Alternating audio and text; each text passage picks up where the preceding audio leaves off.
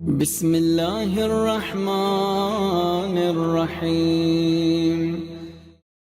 اللہ کے رسول کی سیرت و سنت کے بیان کے لیے آپ کی خدمت میں روزانہ تاریخ بیان کی جا رہی، پیغمبر کی آمد، پیغمبر کے نام کے رکھے جانے کے مسائل، اور آج دل چاہتا ہے کہ پیغمبر کے نام رکھے جانے کے مسائل میں کچھ باتیں آپ کے ساتھ اور شیئر کی جائیں۔ ان میں سے یہ بات لازم ہے کہ اللہ کے رسول کے نام کا انتخاب خود پروردگار عالم نے کیا، تو محمد کا ترجمہ کیا ہے؟ اور اسی اعتبار سے محمد صلی اللہ علیہ وآلہ وسلم کے نام مقدس کو قرآن مجید میں 4 مقامات پر، ان میں سے آج پہلا مقام سورہ مبارکہ آل عمران آیت نمبر 144، اور اس آیت کو خاص طور سے تلاوت کر رہا ہوں۔ وما محمد الا رسول، یہ پورے قرآن کے 114 سوروں میں 6636 آیات میں یہ وہ پہلی آیت ترتیب مصحف عثمانی میں ہے کہ جہاں پیغمبر کا نام بالکل واضح طور پر لیا گیا، وما محمد الا رسول، محمد نہیں ہے کچھ اور مگر ہیں تو رسول ہیں۔ یہ کون سے مرحلے کی آیت ہے کہ جہاں پیغمبر نے اپنے حبیب کا تعارف کرایا؟ غور کیجئے گا، اس آیت کو یاد رکھیں، بہت کام کی آیت، ویسے ساری آیتیں کام کی ہیں، لیکن میں روز آپ کو ایک آیت دے رہا ہوں۔ پرسوں دی آیت الکرسی، اب کرسی ملے نہ ملے وہ الگ بات ہے، اور کل دی میں نے آپ کو آیت ملک، اب ملک ملے نہ ملے، لیکن آج آپ کو دے رہا ہوں آیت ابطال سحر،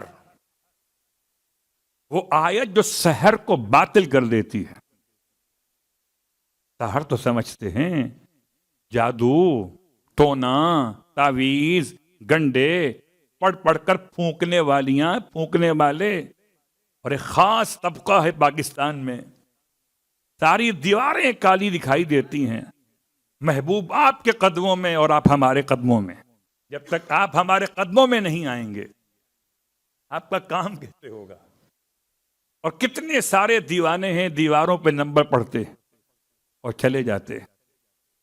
ابطال سحر، میں بار بار کہا کرتا ہوں، یہ جادو، یہ تعویذ، یہ گنڈے، یہ سب سے زیادہ آسان راستہ ہے کسی بے وقوف سے روزی کمانے کا۔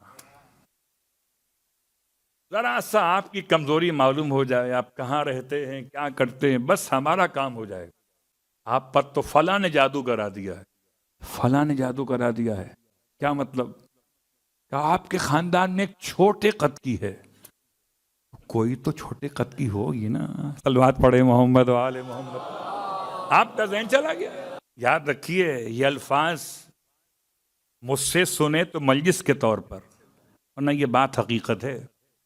کوئی نہ کوئی تو وہ آپ کو ٹرانس میں لے گا نا، کوئی تو اشارہ کرے گا لمبے قد کا ہے، آپ کے عزیزوں میں ہے۔ اب آپ سہلانے بیٹھے، منع کیسے کریں گے؟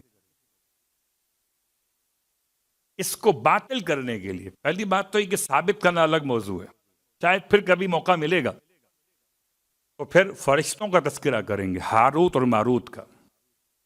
آج کل لوگ بڑے اس حوالے سے بات کرتے ہیں، اور کچھ ایسے کمزور عقیدے والے جو کہتے ہیں پیغمبر پہ جادو ہو گیا تھا، جن کے نبی پہ جادو ہو جائے ان سے ما السلام، یا تو محمد کا نام لو تو جادو باطل ہو جاتا ہے۔ وما محمد الا رسول، یہ آیت اگر مکمل پڑھی جائے، آیت نمبر 144 سورہ آل عمران، تو سورہ تو آپ کا پسندیدہ ہے آل عمران، آیت بھی بہت حسین ہے، خلاصہ 9 ہو جاتا ہے 144۔ آئیے آیت پڑھتے ہیں۔ وما محمد الا رسول، محمد کچھ نہیں سوائے رسول، قد خلت من قبلہ الرسل، ان سے پہلے بھی رسول گزر چکے ہیں، قد خلت من قبلہ الرسل، افئن مات او قتل انقلبتم علی اعقابکم، بس اگر یہ محمد صلی اللہ علیہ وآلہ انتقال کر جائیں، ماتا انتقال کر جائیں، او قتل یا قتل کر دیے جائیں، انقلبتم علی اعقابکم، تو کیا تم اپنے پرانے دین پہ واپس پلٹ جاؤ گے؟ اور اگر پلٹ جاؤ، وَمَن يَنْقَلِبْ عَلَىٰ عَقِبَيْهِ، کوئی تو تھا، کوئی تو تھے، صیغہ تنہا نہیں ہے، اس کام میں کوئی اکیلا نہیں ہے، کچھ ہم خیال ہیں جو ہمیشہ سے زوال ہیں۔ چھوڑ کے پیغمبر کو چلے کہ اعلان ہو گیا قد قتل محمد، تو کسی راستے پوچھ لیا نام لے کر کہ کہاں جا رہے ہیں فرزند مخصوص، کہنے لگے پیغمبر تو شہید ہو گئے، تو اس نے جواب دیا خدا تو زندہ ہے، صلوات پڑھے محمد والے۔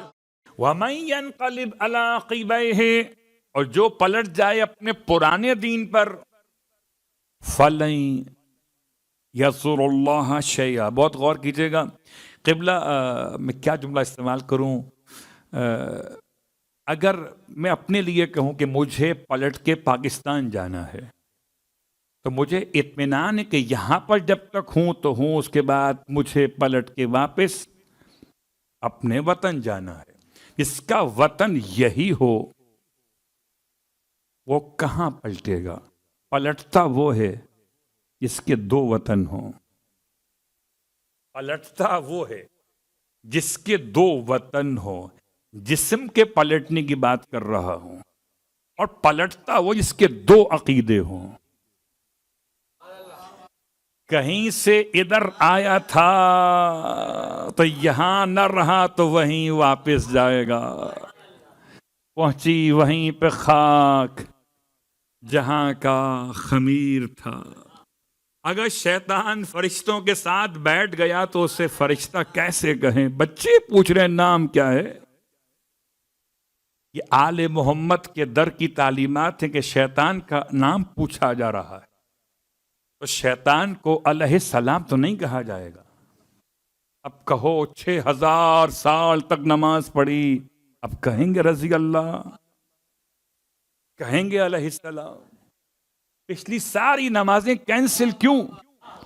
کہ جو خدا کے خلیفے کے سامنے سر نہ جھکائے، نہ اس کے سجدے کام کے، نہ نمازیں کام کی، نہ روزے کام کے، فرشتوں میں بیٹھ کر بھی لعنت اللہ ہو گیا۔ جو پلٹتا کون ہے؟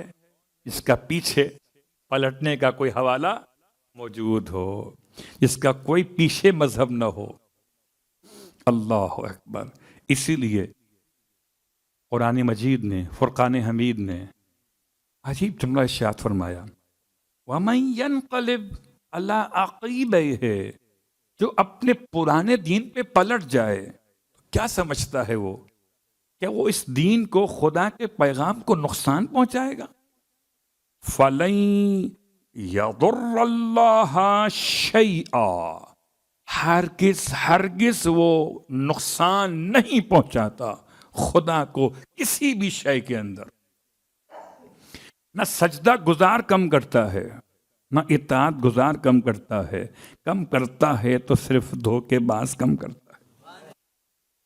جب تک یہاں تھا سجدہ گزاروں میں دھوکہ دے رہا تھا، اب اگر پلٹ جائے گا تو ایک دھوکے باز ہی تو کم ہوگا، کیا نقصان پہنچائے گا اللہ کو؟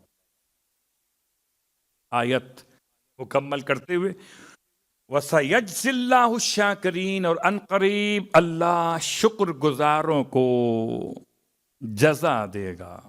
جو رکے وہ شاکر بنے، جو نکل گئے وہ کافر بنے۔ اب تو پہچان لیا اس آیت کو بتوجہ حضور قلب کے ساتھ، اس کے معنی کو، اس کے معنی مفاہیم کو ذہن میں رکھتے ہوئے اگر کوئی انسان تلاوت کرے تو سحر کا توڑ یہ ہے، جادو کے زور کا توڑ یہ ہے۔